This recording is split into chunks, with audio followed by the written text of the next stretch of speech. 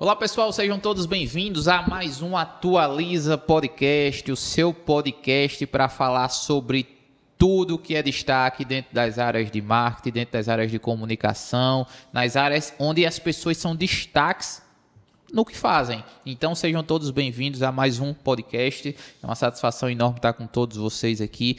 Hoje é um podcast super especial que eu garanto que vai impactar o seu dia a dia. Antes de mais nada, eu quero mandar um alô aos nossos parceiros aqui. Um abraço a todos que fazem a Unidasnet, que é essa internet de super qualidade que faz com que o nosso podcast chegue até você na maior velocidade possível. Então, segue lá o Unidasnet. Se você não tem o Unidasnet na sua casa, já entre em contato com o pessoal. Vou deixar o link aqui na descrição para que você tenha a melhor internet aqui da região e que está crescendo cada vez mais na Paraíba. Um abraço também para a Load Marketing, a empresa que faz o seu marketing e traz as soluções para o seu negócio. Você está precisando de soluções? Entre em contato também com o link que nós vamos deixar aqui na descrição do nosso vídeo e tenha as melhores soluções para o seu negócio. Outro detalhe importante, mande também esse podcast, essa conversa para todo mundo aí. Então curta, compartilhe, inscreva no nosso canal, porque depois você está andando na rua, leva uma topada, não sabe por que foi? É porque não está inscrito no nosso canal. Então se inscreva no nosso canal, porque eu garanto que aqui você vai ter sempre bons bate-papos que podem sim impactar a sua vida. Pois bem, pessoal, hoje o nosso podcast ele vai estar recebendo o Williams Araújo, campeão paraolímpico de judô. Então, se você quer acompanhar esse bate-papo, fica aqui conosco que a gente vai para um pequeno intervalo de 30 segundos. Enquanto isso, é o tempo que você encaminha para o grupo do WhatsApp, da família, dos amigos, para não perder essa conversa. Então fica aí que em 30 segundos nós estamos de volta.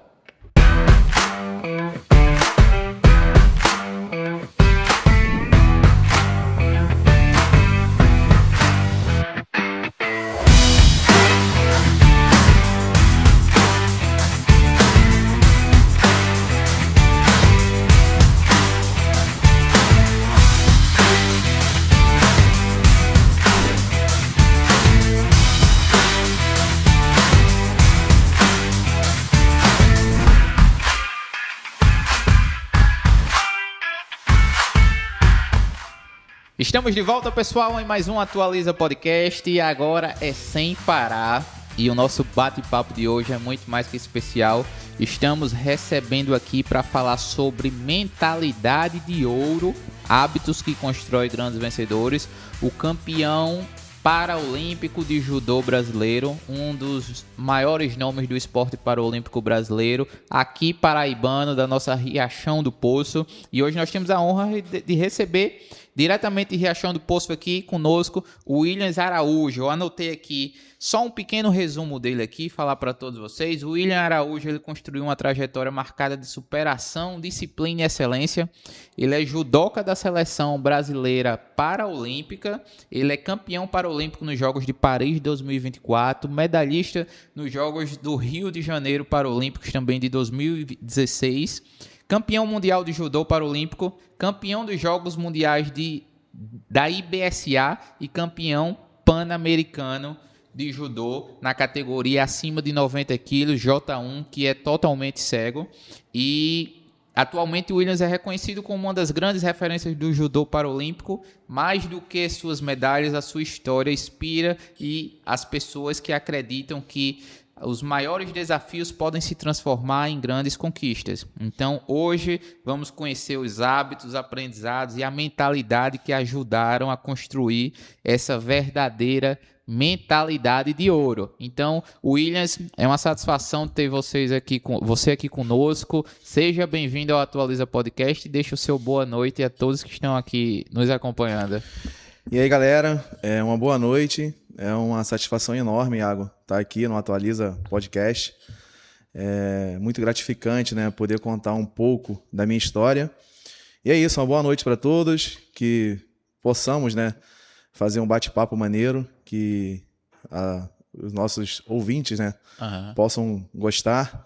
E seguimos, vamos lá.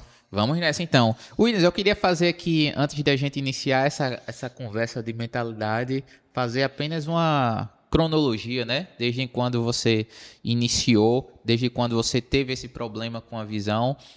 Você teve um problema com a visão hoje, 10 anos de idade, e como é que foi que aconteceu isso daí? Então, eu vou mais atrás, né? Vou mais além. Eu nasci na zona rural, né? De Lagoa do Padre, Riachão do Poço. Sim. Antes, na verdade, lá era Primavera, eu lembro disso. Meu pai, agricultor, minha mãe também agricultora. Na época, Riachão do Poço, Sobrado ainda não eram emancipados, era município, né, de Sapé. Mas eu sempre vivi em Lagoa do Padre, Jardim Primavera não, desculpa, Sítio Primavera. Sítio Primavera. Então, naquela região ali. Eu nasci em 1991, tenho 34 anos, né? Entre os 5, 6 anos, mais ou menos, eu fui para o Rio de Janeiro. Passei lá aproximadamente 3 anos. Depois desses 3 anos, eu voltei para Paraíba, né, para Riachão do Poço. E meu pai conseguiu juntar, né, um dinheiro lá, um capital. E ele acreditou que com esse recurso, né, que ele conseguiu juntar lá, trabalhando, a gente conseguia, né, viver aqui e tocar a vida, né? Só que depois de um ano, aproximadamente, todos os investimentos, né, que o meu pai fez aqui deram errado. E ele e minha mãe chegaram à conclusão que era melhor, né, voltar para o Rio de Janeiro. E no meio disso daí, uma amiga, né, da minha mãe, conseguiu um emprego, né, para ela lá no Rio de Janeiro. Uhum. Meu pai não queria que a minha mãe fosse primeiro, mas no final ele concordou, né, porque meu pai ele ia para o Rio de Janeiro ainda para arrumar emprego. E minha mãe já iria, né, com o emprego certo. E eles conversaram lá, concordaram, e minha mãe foi para o Rio, e o combinado era, né, depois de 15 dias, o meu pai ir para o Rio comigo. E a minha irmã, minhas 2 irmãs, né, e meu irmão, que já era casado na época, tinha já um filho, ficar morando com ele, né? E depois dos 3 meses, quando tudo tivesse se estabilizado lá, todo mundo ia para o Rio de Janeiro. Só que depois de 13 dias, né, que minha mãe estava no Rio de Janeiro, eu sofri um acidente, né? Foi um tiro, uma espingarda de cartucho, né, para matar passarinhos. Uhum.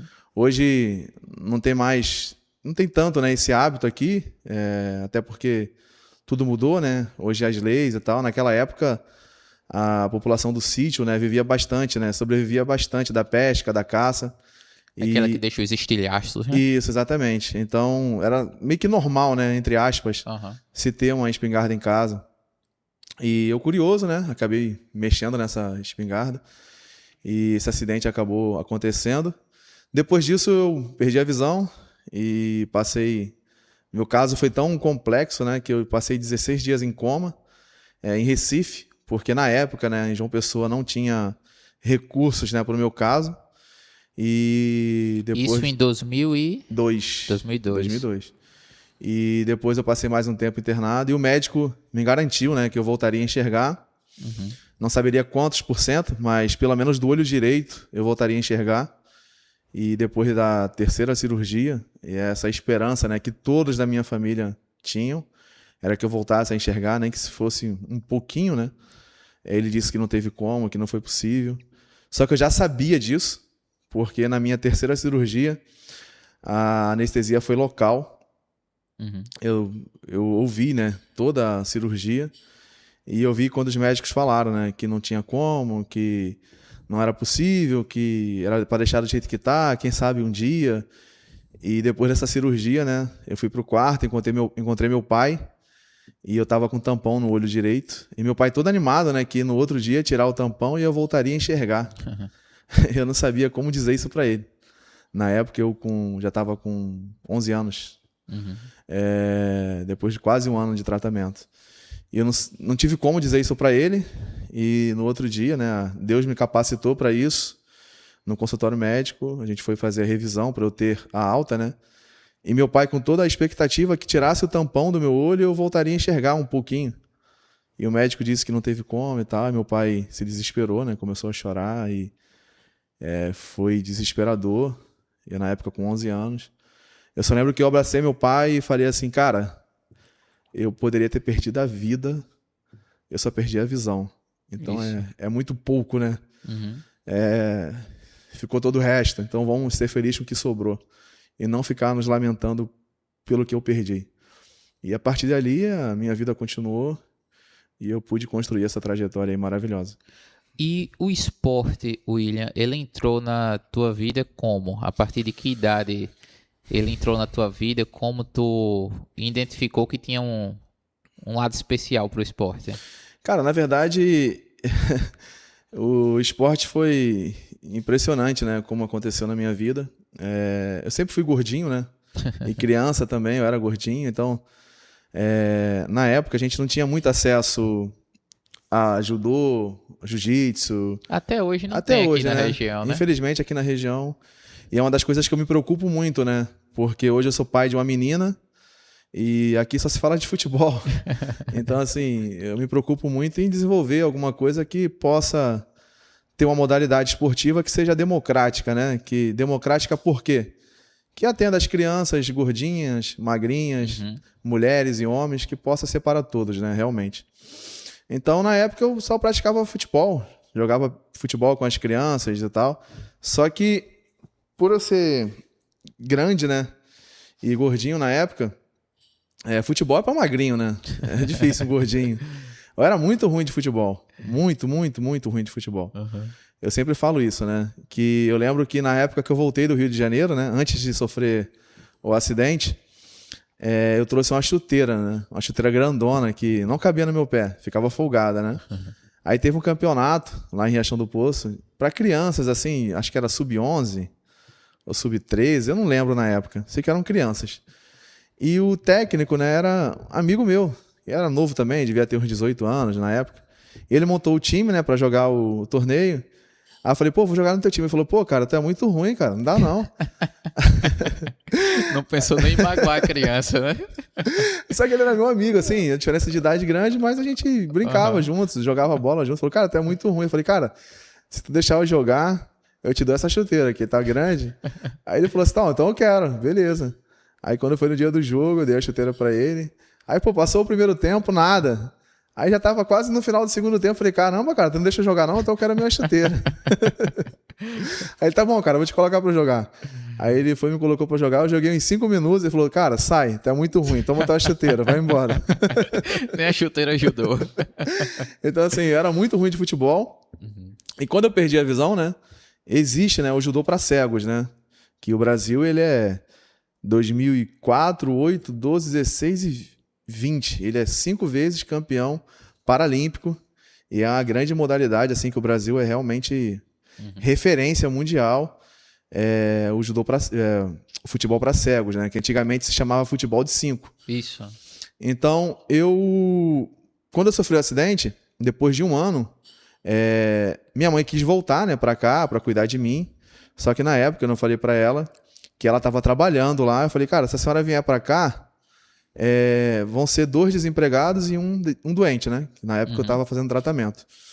Então, assim, vai ficar a família inteira passando dificuldade. É melhor a senhora ficar aí, na época, né? Eu e meu pai, isso eu com 11 anos na época, que a senhora daí pode nos ajudar financeiramente, e aqui vai ser mais difícil. Meu pai já está aqui, então é melhor a senhora ficar aí. Ela concordou, continuou trabalhando lá, ficou por lá, e meu pai cuidando de mim aqui. Aí, no meio disso daí, eu tive alta depois dessa 3ª cirurgia e tal. O médico disse que eu não voltaria a enxergar. Aí meu pai falou assim, cara, agora vamos embora pro Rio de Janeiro, pra onde está tua mãe. Aí lá, eu tive a oportunidade de conhecer o Instituto Benjamin Constant, que é um instituto referência, né, internacional até, na formação e educação de pessoas cegas e baixa visão. E lá eu tive a oportunidade de conhecer essas modalidades esportivas, inclusive o futebol. Só que eu era muito ruim de futebol quando eu enxergava. E eu comecei a jogar futebol cego. Era um desastre, cara. Eu caí em cima de todo mundo. Mas me tira uma dúvida, William, para o pessoal que está acompanhando aqui entender também um pouco. E o que é que foi nesse espaço da tua recuperação depois dessas 3 cirurgias que fez parar e tu dizer, rapaz, eu vou procurar um esporte para fazer, porque a gente é acostumado a várias pessoas que sofrem acidentes, cadeirantes, que tem algum problema, deficiência, algum acidente, eles quererem se encostar. e não quererem buscar algo, trabalhar, fazer um esporte, ser alguma referência. Sim. E o que é que fez pensar de eu vou fazer diferente? Cara, na verdade, eu não tive esse pensamento na época, né? Foi Deus que me iluminou, que me direcionou, que as pessoas falavam assim, tá bom, fica em casa aí, tá tudo certo. E eu não fui para o Rio de Janeiro em busca desse instituto, né? Eu não fui em busca de estudar, não fui em busca de nada disso, eu fui em busca de estar com a minha família. Minha mãe estava lá na época, meu irmão já tinha ido para lá, com meu sobrinho e minha cunhada. E eu e minhas 2 irmãs e meu pai fomos para lá para reunir a família mesmo. Por acaso, um dia, eu estava fazendo tratamento no hospital lá em Bom Sucesso. Eu não sabia nada, né? Porque hoje você joga no YouTube, você procura na internet, você encontra muita coisa das pessoas com deficiência, né? No caso, 20 cego, anos atrás não tinha nada baixa disso. visão. Hoje, antigamente, ninguém tinha nada disso, né? Uhum. Na verdade, a referência que eu tinha das pessoas com deficiência, né? Era tipo assim, que parou a vida, encostou, vai ficar ali praticamente inválido, Isso. sendo cuidado, né, pela família e tal, e a vida seguiria assim até o final. E eu não tinha essas informações, a referência que eu tinha era essa, realmente, e minha família inteira também. Aí um dia eu indo pro hospital, eu estava numa estação de trem em Olaria, eu passei por baixo dela, né, que lá tem uma passagem por baixo, né, da linha do trem, e eu estava do outro lado esperando o ônibus para ir pro hospital. Aí veio uma senhora, aí fez sinal assim com a mão assim, para que eu saísse da frente dela, né? Uhum. Só que eu não enxergo, eu sou cego total, eu não saí. Meu pai, quando percebeu, falou assim, William, chega um pouquinho para cá, que a moça quer passar. Eu, tudo bem, eu fui para trás, ela passou e parou na minha frente. Ela, você não enxerga? Eu falei, não. Ela falou assim, você sabia que você poderia estudar, se formar, construir família, ter sua vida independente e se formar no que você quiser?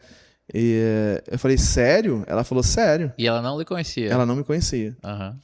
Aí eu falei assim, mas como isso? Ela falou assim, eu sou professora, eu tenho deficiência visual, eu sou baixa visão, né? Ela enxergava um pouco, e eu sou professora do Instituto Benjamin Constant, que lá é uma instituição federal, referência, né, nacional e internacional na formação e educação de pessoas cegas e baixa visão. Você quer conhecer? Ela falou, estou um pouco atrasada, anota aí no telefone, entre em contato comigo. Meu pai anotou, ela foi embora, aí eu fiquei conversando com meu pai, falei, pô, essa mulher deve estar maluca, né? Como é que um cego vai estudar, vai se formar? Como é que um cego vai construir família? Essa mulher deve estar maluca. Aí meu pai falou assim, pô, é estranho. Aí fomos pro médico. E a gente ficou pensando, eu fiquei pensando naquilo, né? Aí passaram alguns dias, eu falei, pai, vamos ligar para ela. Aí ligamos para a mulher, ela morava bem perto de mim. A gente foi na casa dela. Quando eu cheguei lá, ela era casada com um cego também, uma pessoa com deficiência. Eu falei, caramba, que legal. Tipo, nunca imaginei. Estão vivendo a vida aí tranquilo, né? Eu falei assim, cara, nunca imaginei. Ela começou a conversar comigo, que ela era professora do instituto. Ela me apresentou o Braille, um sistema de escrita, né, e leitura para pessoas cegas, né? Então, assim, ela me apresentou o Braille. Aí, achei legal, voltei para casa, acendeu aquela esperança, né? E a gente combinou de conhecer o instituto. Cara, eu fui lá no instituto. Quando eu cheguei lá, cara, muita gente cega, muita gente com baixa visão. E o impressionante, assim, as pessoas totalmente cegas, né, se locomovendo, usando, né, a bengala, outros sem bengala, conversando, se divertindo, ouvindo música, namorando, né? Tinham namorados lá, conversando e tal. Então, assim, ela é uma escola, lá é um centro de treinamento também, hoje. Lá também tem a parte de reabilitação, né? Que são as pessoas que perdem a visão depois de adulta e vão aprender o Braille, vão aprender a se locomover sozinhas nas ruas e tal. Então, assim, lá tem biblioteca, lá tem supletivo, lá tem a parte de imprensa Braille, que lá, cara, lá é gigantesco. É completa. Muito grande. E lá também é hospital. Uhum. Então, assim, falei, caramba, aí eu tava assim na portaria, esperando a professora chegar para me apresentar um instituto. Aí chegou alguém e falou assim, alguém sabe onde é a rua tal? Aí ninguém sabia, né? Aí veio um rapaz totalmente cego, né? Falou assim, eu sei, ó, tu sai aqui, tu vira à direita, tu vai, passa 3 ruas, não sei o que e tal, atravessa o sinal. Aí eu parei assim e falei, pô, pai, esse cara é cego? Aí meu pai falou assim, é. Eu falei, como é que ele tá dando informações assim, de localização e tal? Aí meu pai falou assim, cara, não sei. Aí a professora começou a andar comigo lá, me apresentar. Aí eu tive a oportunidade de conhecer, né? Professor de geografia, totalmente cego. Professor de matemática, cego. Professor de ciências, cego. Professor de informática, cego. A parte do ensino fundamental, né? Primeira, terceira e quarta série, antigamente, muitos professores totalmente cegos. Eu falei, caramba, pô, é aqui. Eu quero isso para mim, né? Aí eu me matriculei no instituto, eu comecei a fazer tratamento lá. No caso, se matriculou para dar continuidade aos estudos que tinha parado em Riachão do Poço. Que eu tinha parado em Riachão do Poço. Que até então eu não sabia que eu poderia voltar a estudar, na época. Aí eu comecei a estudar lá, em 2004. Aí meu pai, eu era aluno interno, né? Eu ia na segunda e voltava na sexta. Cara, na primeira semana foi difícil, porque lá é um colégio interno, né? Muitas crianças, né? Homens e mulheres. E meu pai me levou para a sala, né? Deixou lá, teve as boas-vindas e tal, a abertura do ano letivo. E meu pai me deixou na sala e falou, filho, agora eu vou, qualquer coisa você liga. Eu só volto sexta-feira para te buscar. Falei, tá bom. Cara, mas na época, os amigos eram um pouco cruéis, né? Então, assim, na hora do recreio, a professora falou assim, fulana, você desce com o Williams, leva ele para conhecer o refeitório e tal, e traz ele para a sala, no intervalo. Elas desceram, né? Tinha eu e um outro amigo, chamado Paulo, né? Elas andaram com a gente pra caramba, só que a gente não entendeu nada, né? Um espaço muito grande e tal, a gente não conseguiu se localizar. Tudo bem, voltamos para a sala depois do intervalo. Na hora do almoço, a gente foi pro almoço, quando terminou, ela falou assim, você fica aqui, que a gente vai escovar os dentes e já volta. Cara, isso era umas 11h30, meio-dia, mais ou menos. Deu 1, deu 2, deu 3, deu 4. Deu 5 horas da tarde, eu lá, parado, sentado no banco, né? Aí eu tava na frente do refeitório, na hora do lanche. As merendeiras já me chamaram para lanchar, eu fui, lanchei, voltei e fiquei esperando elas, nada. Cara, me bateu um desespero, cara. Eu levantei, saí andando. Aí eu sei que do nada eu fui parar num setor, né, lá do instituto. Aí eu encontrei um inspetor. Aí ele falou assim, qual é o teu nome? Eu falei, Williams. Ele falou, cara, eu tava te procurando para tu conhecer o alojamento, conhecer a tua cama. Eu tava te procurando, eu não sabia onde tu tava. Eu falei, não, vou conhecer alojamento, nada disso não. Já liguei pro meu pai, eu vou embora. Aí ele falou assim, que isso, cara? Vai embora não, aqui é bom. Eu falei, não, tá maluco, eu tô aqui lá parado como um inútil na porta do refeitório já há tanto tempo e eu não sei de nada aqui. Eu falei, não, eu quero ir embora. Ele falou, não, cara, aqui é importante para você. O nome dele é Marcelo, né? Até hoje, quando eu encontro ele, eu agradeço a ele por isso. Ele fez com que ficasse. Isso. Aí ele falou assim, tá, beleza, tu vai embora? Falou, vou. Então vamos lá em cima, conhecer o alojamento, conhecer tua cama, conhecer tudo. Eu falei, então bora. Aí eu fui com ele, chegou lá, conheci minha cama, ele me mostrou o armário.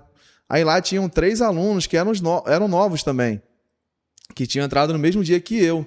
Só que eles não eram totalmente cegos, né? Eles tinham baixa visão. Aí ele foi lá, lá na minha cama eu escutei. Ele falou, pô, cara, ajuda ali o Williams ali, ele é aluno novo também. Dá uma força pra ele tá querendo ir embora. Vai ser ruim pra ele, ele vai se sentir que ele fez a coisa errada no futuro. Dá uma força pra ele e tal. Aí os moleques chegaram, começaram a conversar, né? Falaram assim, pô, já tomou banho? Eu falei, não, eu vou embora. Aí o moleque falou assim, não, vamos lá, pô, a gente vai tomar banho. Eu vou te mostrar onde é o banheiro lá. E lá tem vários boxes. Então, você vai lá, toma banho, a gente vai tomar banho também. E tal. Eu falei assim, tá, vamos lá então. Aí eu fui com ele me mostrou onde era a pia para escovar os dentes, onde era o vaso. Onde tinha, né, os boxes. É um alojamento grande, tinha mais ou menos uns 20 chuveiros, assim. Uns 20 boxes para tomar banho. Eu fui, tomei banho e tal, eu saí assim, já eram 6 e pouco, aí meu pai nada de chegar, né? Aí ele, pô, vamos jantar? Eu falei, bora. Aí eles começaram a descer comigo, me mostrar, tu vai aqui, ó. Aqui tem uma escada, aqui tem uma porta, vai segurando na parede, até tu aprender tudo e tal. Eu jantei. Aí eles começaram a me ensinar, eu interagindo com a galera, andando. Foi ficando mais tranquilo. Fui ficando mais tranquilo, aí meu pai ligou. Falou, Williams, tô saindo de casa agora. Eu falei, não, pai, segura aí. Eu não vou embora agora não, tá melhorando aqui as coisas. Depois eu ligo pro senhor. Ele falou, tá bom. Aí eu passei a noite, passei a semana. Quando foi na sexta-feira, cara, que meu pai veio me buscar, eu já estava andando com dificuldades, né, lá no instituto. Lá é bem grande. Não tem nem noção de quantos metros quadrados lá tem. Sei lá, se for falar em hectares, né, deve dar umas 4 ou 5 hectares. Só que tem vários andares, assim. É enorme, é muito grande. Então, é muito grande. E meu pai, quando veio me buscar na sexta-feira, Eu fiquei triste, né? Aí ele falou assim, vamos? Eu falei, pô, pai, não queria ir embora não, cara, aqui é tão bom. Então, assim, teve essa mudança de chave. Aí lá, né, eu tive a oportunidade de cursar da 4ª ao 9º ano, né, hoje. Antigamente era a 8ª série. 8ª série. E lá a gente é inserido, né, no meio esportivo, nas aulas de educação física, né? Então lá eu tive a oportunidade de jogar futebol, como eu falei pra você, que era um desastre. Mas lá... até então não era profissional, né? Não era profissional, não era profissional. Era aula de educação física. Lá eu tive a oportunidade de conhecer o goalball, que é um esporte para cegos, né, que foi desenvolvido após a Segunda Guerra Mundial. Na verdade, os esportes, né, paralímpicos foram desenvolvidos após a Segunda Guerra Mundial, a maioria, né? Passou a ter notoriedade, porque vinham os soldados, né, feridos da guerra e tal, mutilados, e essas pessoas começaram a buscar, a ser inserida, né, no meio esportivo. Na época era uma coisa mais de reabilitação, né, como você falou no começo. E as coisas foram se profissionalizando para chegar hoje onde chegou. Então, assim, lá no Instituto eu conheci a natação, o atletismo, o futebol, o jiu-jitsu, essas modalidades paralímpicas, né? E por último, só que eu não dava certo nem em nada. Que eu era grande, futebol era um desastre, natação, eu fiz 6 meses de treino de natação, doido para viajar, para participar de um campeonato, só que a professora não me levava ainda, porque meu pai também pescava, né, aqui, e eu aprendi a nadar muito cedo. Então, assim, eu não consegui viajar para competir. E eu falei, cara, desista então. Só que eu queria estar envolvido nesse meio, no meio esportivo. Eu gosto, né? Eu acho importante, né? Você estar inserido nos valores esportivos, nos valores olímpicos e paralímpicos, né? Eu acho que esses valores norteiam, né, a gente para o caminho que é certo, o caminho do bem. Porque as coisas do mundo estão aí, né? A todo momento a gente vê, né? Nós estamos expostos a tudo isso. E na época eu já queria estar próximo, estar nesse meio. E por último, eu estava no meu 9º ano, né? O último ano lá no Instituto, como aluno. Começou o judô. Isso já 5 anos depois. Isso já... Eu entrei no Instituto em 2004. Isso foi em agosto de 2008. Começou o judô. Meus amigos todos praticando judô, indo para aula de judô. Pô, kimono. Eu falei, caramba, que legal. Faixa branca na época, e tinha alguns que os professores tudo faixa preta, e pô, que legal, cara, um negócio diferente, uma roupa maneira e tal. Eu falei, pô, meus amigos todos praticando, eu falei, vou fazer isso aí também. Aí eu fui pra aula de judô. Lá eu conheci o sensei, que em japonês, né, sensei é o professor de judô. Sensei é o que vem antes, né, o mais velho. Ele, quando me viu, na época, ele e o sensei Antônio, o Jucinei, ele era técnico da seleção na época. Ele participou de Atenas 2004 e Pequim 2008. Quando ele viu o meu tamanho, ele falou, cara, vamos treinar. Ele começou a me treinar, os dois, né, o Antônio e o Jucinei. Eu não tinha pretensão de chegar um dia à seleção. Eu comecei a treinar, assim, tava brincando com os meus amigos e tal. Só pro lazer. Só pro lazer mesmo, estar perto deles, zoando, brincando, e a diversão. E aquele clima agradável, né? Um clima saudável. 2 anos e meio, 2 anos depois, 2 anos e 3 meses depois, eu fui campeão brasileiro pela primeira vez. 2 anos e 3 meses 2 depois anos que e 3 iniciou. meses depois, né? Essa foi tua primeira competição? Não. 1 ano e 3 meses após eu ter começado, eu fui bronze no Campeonato Brasileiro. Na época eu tinha 18 anos. Então eu surgi como uma revelação, né, do judô paralímpico brasileiro. E todo mundo, pô, o moleque tem futuro, tem chance. Eu ganhei de faixa preta na época e eu era faixa laranja. Desculpa, laranja não, eu era faixa amarela. Eu ganhei de faixa preta. Aí fala assim, pô... E qual foi a sensação, William, de ser campeão, assim, medalhista pela primeira vez? Cara, na época eu não tinha muita noção, Iago, do que poderia acontecer na minha vida, né? Foi gratificante, porque eu sabia que a partir dali eu ia ter direito à Bolsa Atleta, né, do governo federal, que isso iria me ajudar na época. Já nessa primeira competição? Já nessa primeira competição. Na época eram R$925. Eu falei, cara, vai ser legal, vai me ajudar e tal. Mas eu não tinha noção de onde eu poderia chegar. Mas ali já tinha dúvida de sanada já. É esse esporte aqui que eu vou? Não. Assim, Não estava concretizado ainda, não. Estava concretizado que eu gostava do judô, mas eu não queria ser atleta profissional. Sim. Porque eu falava assim, não, eu vou me formar, eu vou fazer direito, eu vou fazer uma faculdade, vou fazer um concurso e eu vou trabalhar. Aqui é só um lazer. É um hobby. Um hobby, isso. E eu falei assim, cara, vai ser uma coisa passageira. Aí depois as coisas foram acontecendo, né? Foram surgindo patrocinadores e as coisas foram caminhando para que eu chegasse onde eu cheguei. Show de bola. Pessoal, a gente está conversando aqui com o Williams Araújo, ele que é campeão paralímpico de judô, campeão brasileiro, campeão pan-americano, é campeão praticamente de tudo que tem aqui no Brasil, na América. E você que está chegando aqui agora, compartilhe, curte, manda aqui para essas pessoas que possam ser impactadas também pela história de William, para que cada vez mais a gente possa começar. Só antes de a gente continuar aqui, mandar um alô pro povo da Unidasnet. E William, diga pro pessoal, qual é a sua internet aí? Ó, eu sou cliente da Unidasnet e posso dizer, né, muito boa. No sítio não tem igual, cara. Tá vendo aí? Então você também vire cliente da Unidasnet para cada vez mais a nossa conversa chegar mais rápido até você.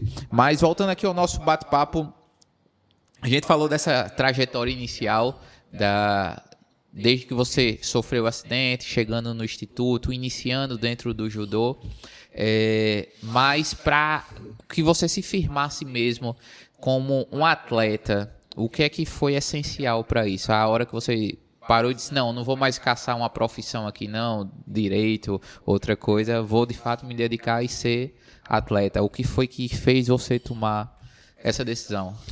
Iago, é muito difícil, né, você ser atleta assim, né, porque chega um determinado momento da tua vida que tu tem que escolher, né, às vezes tu não conseguir patrocínios, as coisas não acontecem, né, então muitas pessoas desistem, né, e eu cheguei a esse momento também.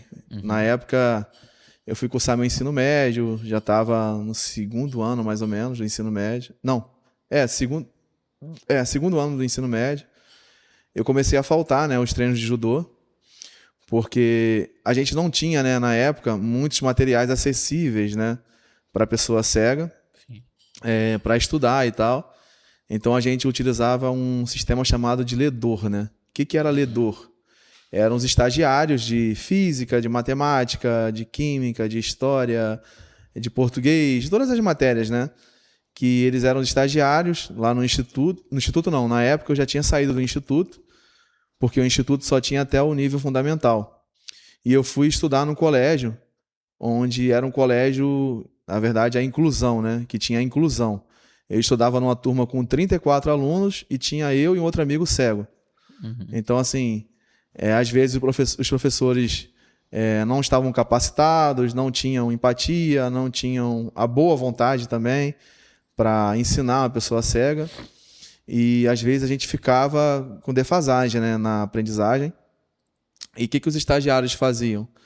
Eu estudava num turno de 7 a meio-dia, almoçava lá no colégio, e de 1 às 5, 5h30 mais ou menos, eu ficava com os estagiários, estudando física, matemática, história, português e tal, e para eu conseguir acompanhar a turma no outro dia na sala de aula.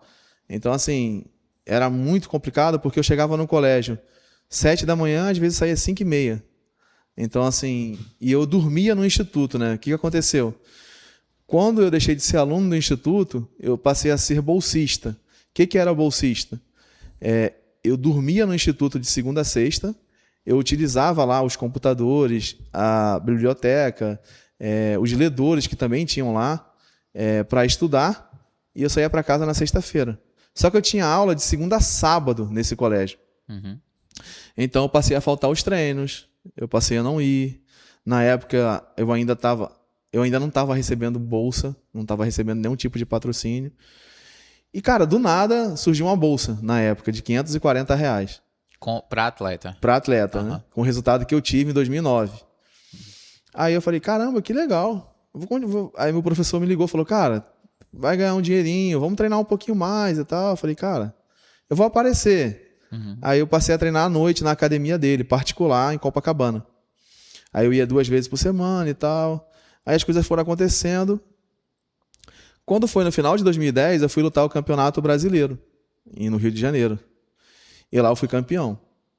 E após ter sido campeão, eu fui convocado para a seleção em dezembro de 2010, que eu ia representar a seleção. Fui convocado para treinamento em 2011, né, em janeiro de 2011. A seleção, ela é por convocação ou é por resultados? Resultados e convocação também. Aham. Mas o resultado faz com que você seja convocado. Aí lá você vai ser avaliado fisicamente, vão ter os testes, vão ver você treinando. Aí vão te dar a chance de representar o Brasil em uma competição. Ô William, em questão de patrocínios, a gente sabe que o esporte brasileiro ele é sempre sofrido, podemos dizer assim.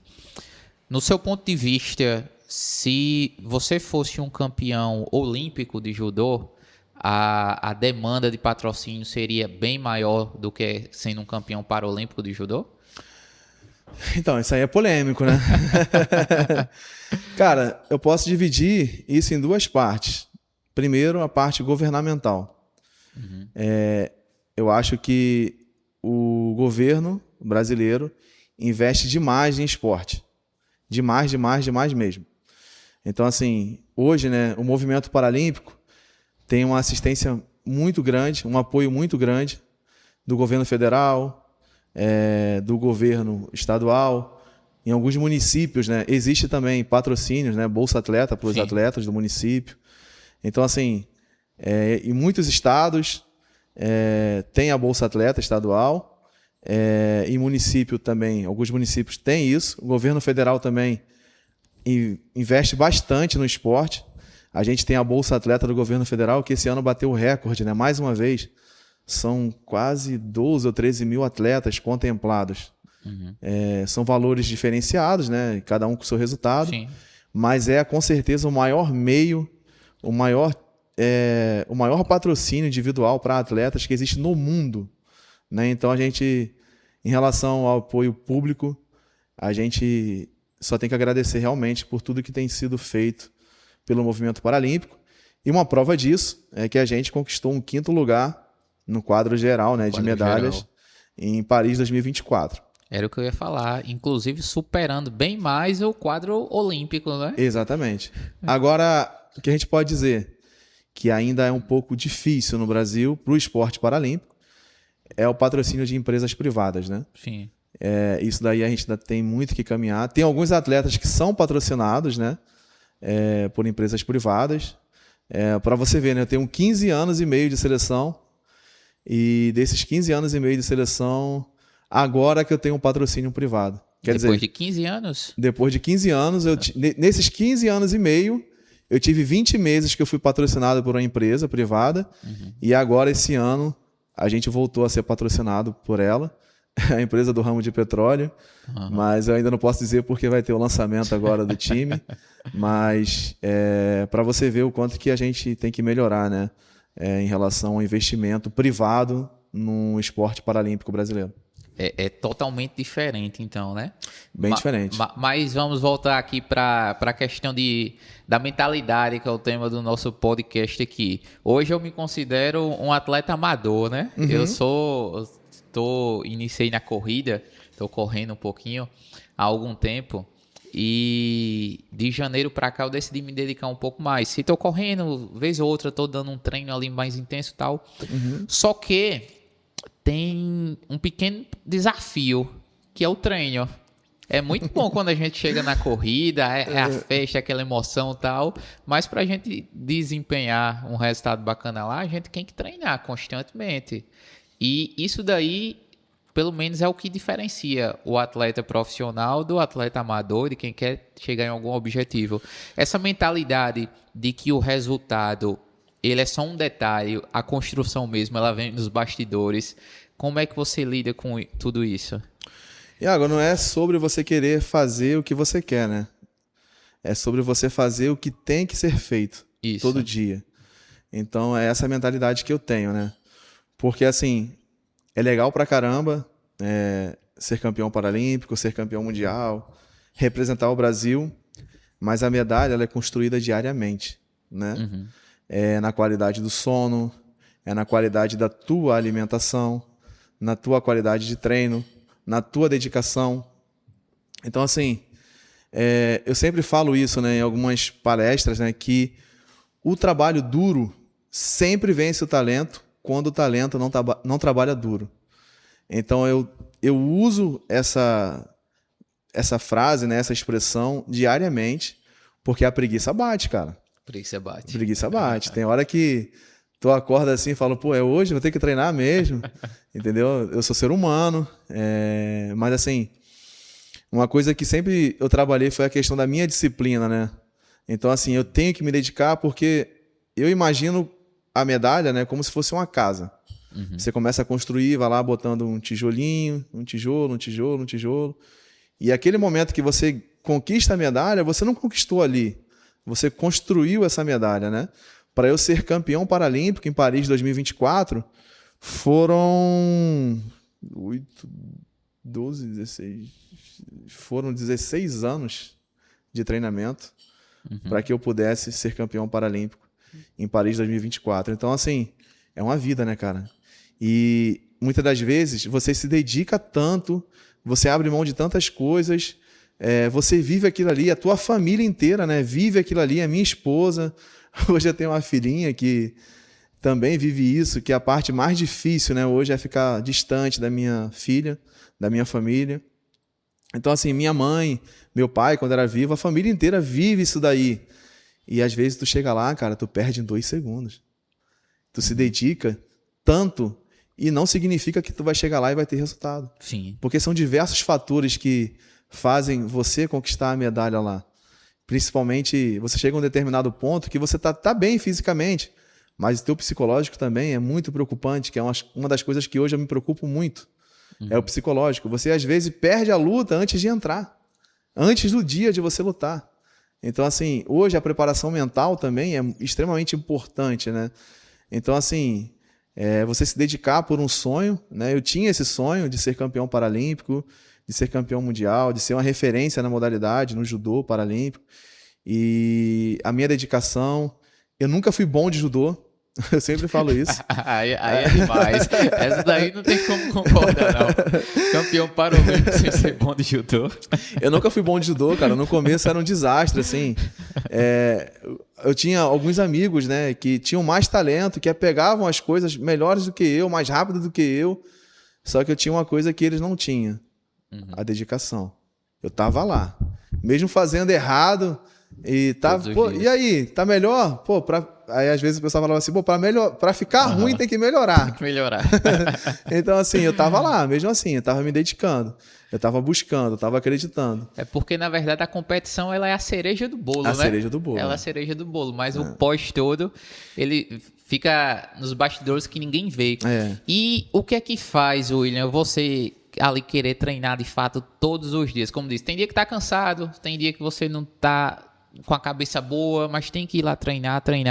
O que é que faz essa diferença na tua mentalidade? Cara, é minha vontade de vencer, né? É minha vontade de mudar de vida através do esporte, né? Do judô. Eu tive a oportunidade de mudar a minha vida, de mudar a vida de muitas pessoas, né? Da minha família, né? De poder viver num lugar melhor, de poder ter uma casa melhor, de poder ter uma condição de vida melhor, de poder proporcionar isso para minha filha, né? Eu vivi tudo isso. Isso aí é extremamente importante, né? Hoje eu vivo do judô, né? Eu sou patrocinado. Hoje eu tenho patrocínios que faz com que eu viva hoje do esporte, momentaneamente, né? Eu ainda estou em alto rendimento, estou em alto nível. Isso aí tudo é importante, mas hoje o que me move realmente de verdade é poder deixar para minha filha um legado que o pai dela, uma pessoa cega, com deficiência, que mesmo com as minhas limitações, com as minhas dificuldades, eu pude vencer na vida através do esporte. Que eu possa mostrar para ela que é possível, independente de qual limitação você tenha.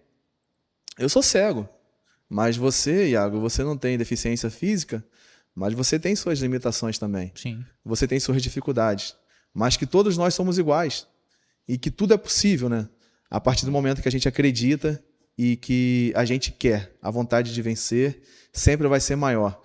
E que hoje, né, eu estou aqui, ela não entende muito ainda, mas que um dia, quando não estiver mais aqui, que a nossa vida aqui na Terra é passageira e a tendência, né, que eu vá primeiro que ela, né? Algo diferente disso não é normal. Mas é deixar um legado, né? Mas quando eu não estiver mais aqui, que aonde ela chegar, que ela possa escutar coisas boas de mim e que ela possa escutar que o pai dela honrou ela e que cuidou dela até o final e que mesmo com a deficiência eu pude proporcionar tudo de bom para ela, tudo de melhor e que o pai dela com deficiência, né, uma pessoa cega, conseguiu vencer na vida através do esporte. Como é o nome dela? O nome dela é Carolina. Carolina. E também hoje, né, trazer para cá, para as pessoas, né, aqui de Sapé, de Sobrado, Riachão do Poço, Caldas de Brandão, Mari, da Paraíba, que a limitação, uma deficiência não nos define, né? Que é apenas um detalhe. Claro que é difícil, temos dificuldades, não é fácil, para ninguém é fácil, mas que independente, né? Eu estou vencendo na vida hoje através do esporte. Sim. Mas você é do tamanho dos seus sonhos e que você também pode vencer na vida. Você pode estudar, você pode se formar, você pode construir sua família, você pode ter sua vida digna. Né? Hoje eu estou no esporte, mas em breve eu vou parar, vou me aposentar e eu vou continuar aí, né? Me dedicando, eu vou estudar, fazer uma faculdade que hoje, devido às viagens, né? Então a gente precisa, sim, de um certo apoio para se formar, para estudar. A gente não tem... É difícil, né? Hoje já melhorou bastante, mas os materiais não são totalmente adaptados. Mas eu vou me formar, estudar para concurso e vou viver minha vida. Show de bola. Então, assim, poder trazer para essas pessoas com deficiências, essas pessoas com deficiência aqui da região, que é possível, né? E mais importante, levar para essas famílias, né? Para o pai, para a mãe, que há sim uma luz no fim do túnel e que o filho de vocês, cara, podem chegar muito longe, basta vocês acreditarem. Você falou algo que eu achei muito interessante, que é a vontade de vencer. O principal de tudo é a vontade de vencer. E isso, de fato, faz toda a diferença, porque quando se tem vontade, quando se tem o querer, a pessoa, de fato, vai buscar chegar ali, né? E como eu disse que eu tô entrando nessa vida de atleta amador agora, eu participei de uma corrida domingo agora, esse domingo recente essa. Eu tirei em 6º lugar na minha categoria de 8 mil inscritos. Eu disse, caramba! e eu vou conquistar um pódio ainda esse ano, viu, Naira? Se Deus quiser. A ideia é conquistar um pódio esse ano. E eu digo isso por conta que você falou da vontade de vencer. E, de fato, eu tô com essa vontade de conquistar. Meu objetivo é esse, é de conquistar um pódio esse ano. Se Deus quiser. E, muitas vezes, eu tô em casa para treinar 2, 3 vezes por semana e não tô com coragem, não tô com vontade, não tô com disposição, mas mesmo assim eu vou. Eu disse, caramba, eu tenho que ir, porque senão eu não vou chegar melhor lá na frente e tal. E, hoje em dia, William, nós vemos pouquíssimas pessoas com essa vontade. Nós vemos pouquíssimas pessoas com desejo de fazer as coisas acontecerem. E é isso que, como a gente também fala muito para empreendedores aqui, as pessoas acabam que também, além da vida pessoal, colocam isso também na vida dos seus negócios. Sim, também. Quer ter o resultado, mas não quer correr atrás. Quer colher os frutos, mas sem plantar. Então, isso daí é muito complicado, porque a gente acaba vivendo numa sociedade que quer só os frutos, mas não quer os desafios. Então, muitas pessoas elas desistem no meio do caminho. Então, o que é que tu acha que, de fato, as pessoas podem fazer para não desistirem no meio do caminho dessa trajetória toda? Não só no esporte, mas na vida pessoal, no dia a dia, na vida, no relacionamento. O que é que as pessoas podem fazer e ter uma mentalidade e não desistirem diante das primeiras dificuldades? Iago, depois de tudo que eu vivi, né, esses 15 anos e meio de seleção, a minha parte psicológica, né, todos os acompanhamentos que eu fiz, eu cheguei a uma determinada conclusão que a gente tem que ser disciplinado. Em primeiro lugar, disciplinado. Segundo lugar, disciplinado. Terceiro lugar, disciplinado. Por quê? A gente não pode buscar as coisas da gente somente através da motivação. Porque um dia a motivação vai faltar. A motivação acaba, né? Acaba. Então, assim, eu não estou motivado todos os dias.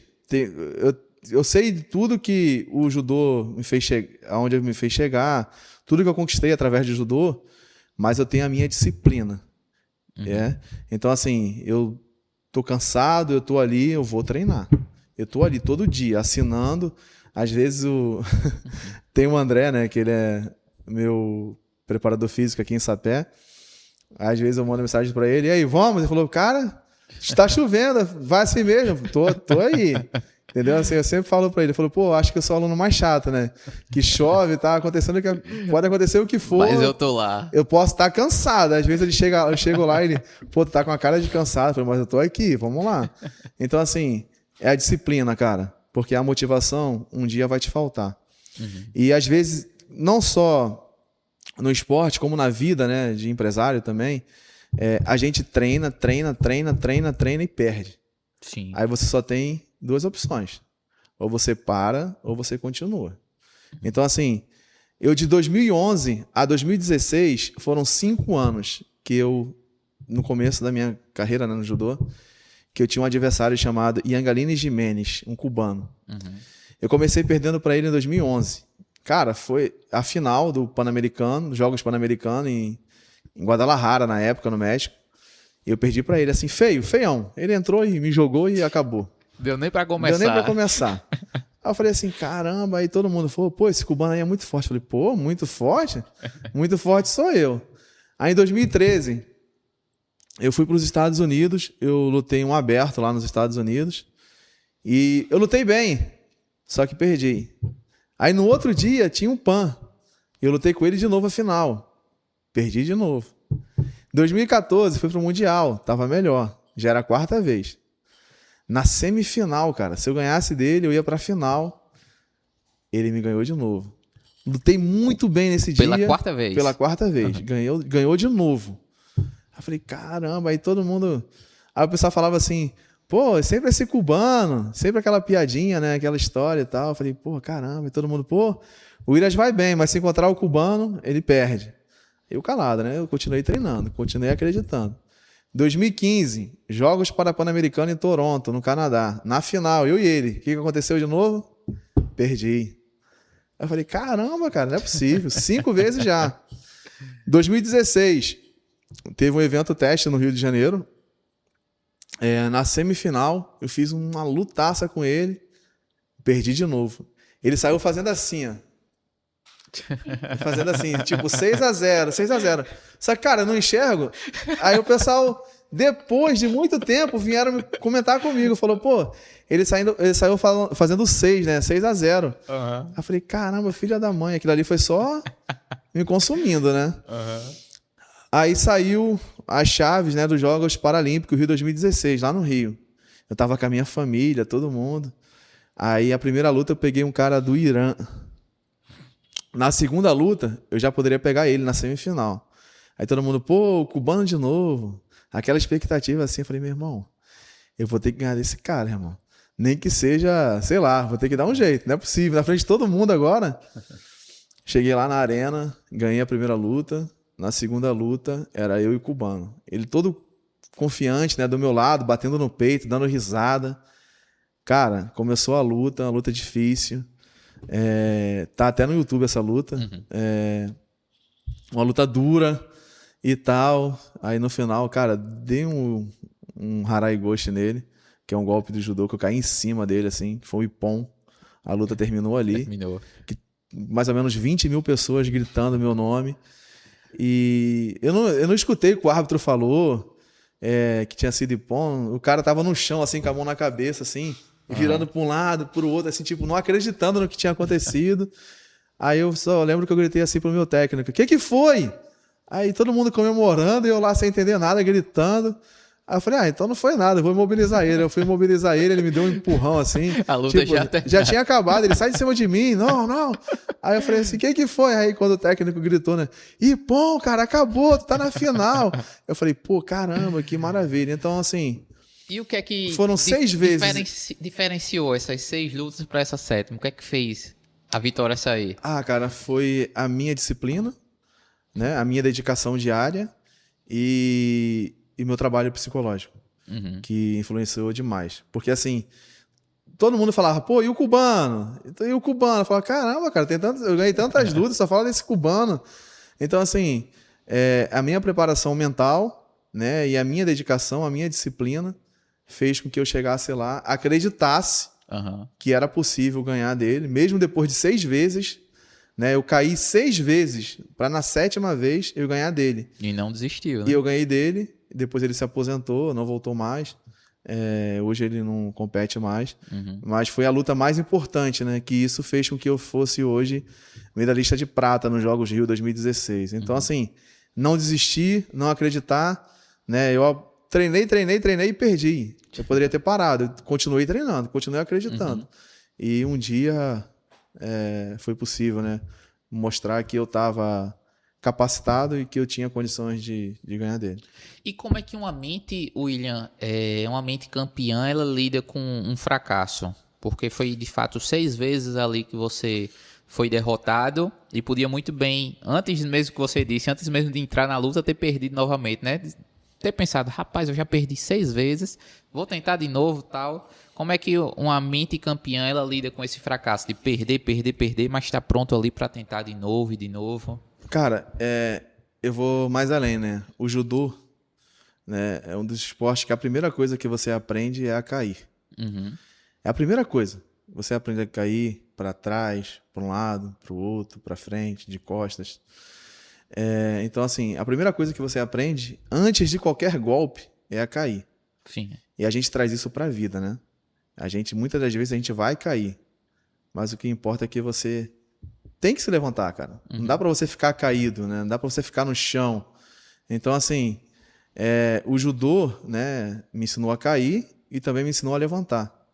Então, assim, eu trago isso para minha vida, porque tem dias que a gente cai, né? A gente perde alguém querido, a gente vai mal no negócio, vai mal na empresa, mas é isso. Nada como um dia após o outro, né?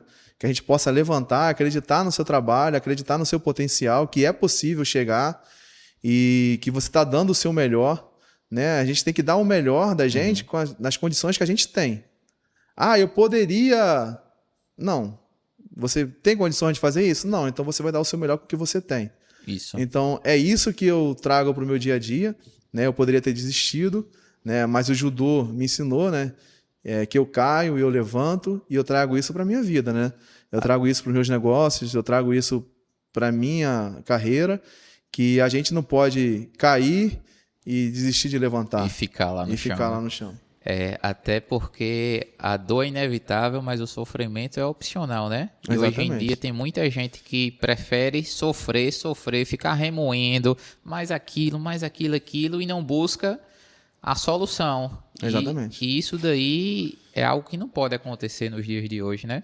Hoje mesmo eu estava debatendo com uma pessoa, William, sobre essas questões de mentalidade. O que é que faz para você superar os fracassos, essas coisas e tal.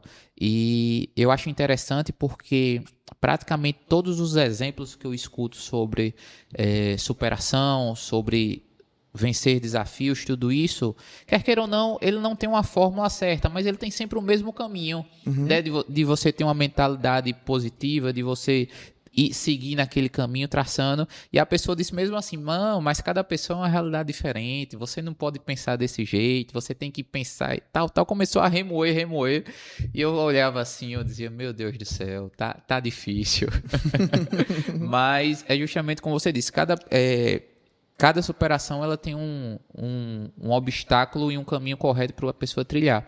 Mas você falou também que a mentalidade ela é fundamental em todas as suas competições, que você vence antes de subir ou você perde antes de subir. É octógono que chama? Não, é o tatame. No tatame. Isso. Octógono é de MMA, né? Isso. Você perde antes de subir no MMA. Então, como é que você prepara a sua mente? Você tem algum ritual? Você se isola? Você fica em silêncio? Você ora? Como é que você prepara a sua mente? Só te respondeu, Naira. Tu desliga esse ar aqui que o William tá morrendo de frio aqui, eu acho. Que eu já tô congelando. Não, tá de boa. Mas como é que você prepara a sua mente? Tem um processo? Tem um ritual? Como é isso? Cara, eu acredito muito em Deus, né? Eu sou católico, apostólico romano. Eu acho que Deus é o caminho, a verdade e a vida. Eu busco a Deus, que Ele com certeza vai me mostrar o caminho que é certo, né? Uhum. O caminho do bem, o caminho que eu acredito que seja um caminho, né, vitorioso, fazendo as coisas certas. E, cara, a minha parte psicológica hoje eu me dedico bastante, né? Acompanhamento psicológico, porque hoje eu tenho certeza, né, que eu sou um dos atletas da minha categoria mais estudado, Uhum. por ter chegado onde eu cheguei. E os resultados, né? Todo mundo tem certeza que nas competições que eu tô, que eu vou chegar lá e eu vou lutar bem, que eu vou dar o meu melhor se eu não estiver machucado. Uhum. Você tá no auge da idade hoje? Então assim, eu tento usar assim a parte psicológica bastante. Eu sempre falo isso assim, às vezes quando sai as chaves, a parte psicológica vem, né? Pesa. Até comento isso com alguns amigos. Eu falo, pô, vou lutar com o Iago, cara, caramba. Pô, mas o Iago é destro, o Iago é não sei o quê, o Iago tem esse golpe, tem não sei o quê. Eu começo a ficar preocupado assim. Uhum. Aí quando o psicológico começa a bater, eu falo, cara, se eu tô... Assim, até falei isso um dia com a psicóloga, né? Eu falei, pode até ser uma prepotência minha. Ela falou assim, não, acho que é uma estratégia sua.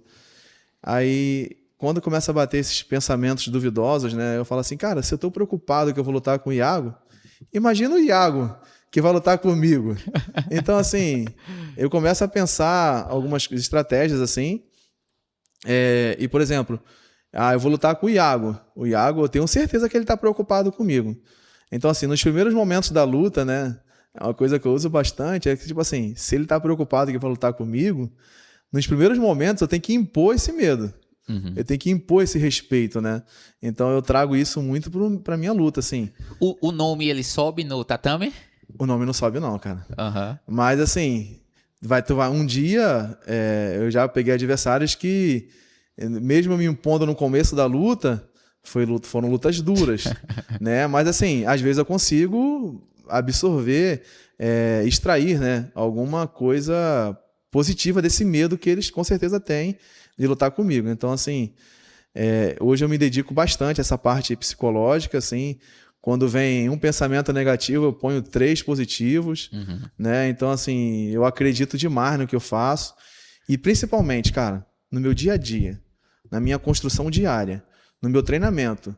Porque se eu estou treinado, se eu estou diariamente treinando, diariamente fazendo o que eu tenho que fazer, eu vou chegar confiante na competição.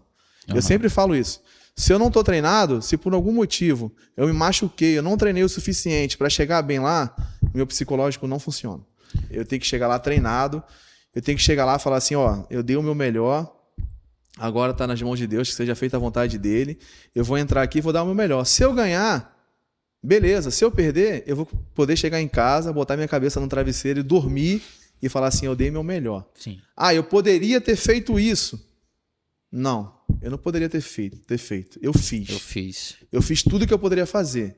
Então, assim, para isso é minha disciplina diária. Eu não falto treino, eu busco, eu me alimento da forma correta, eu estou treinando, eu estou buscando. Quando eu estou em casa, eu estou me preparando mentalmente, eu fico imaginando a luta, eu fico idealizando. Quando eu viajo para a competição, eu estou ali focado para isso.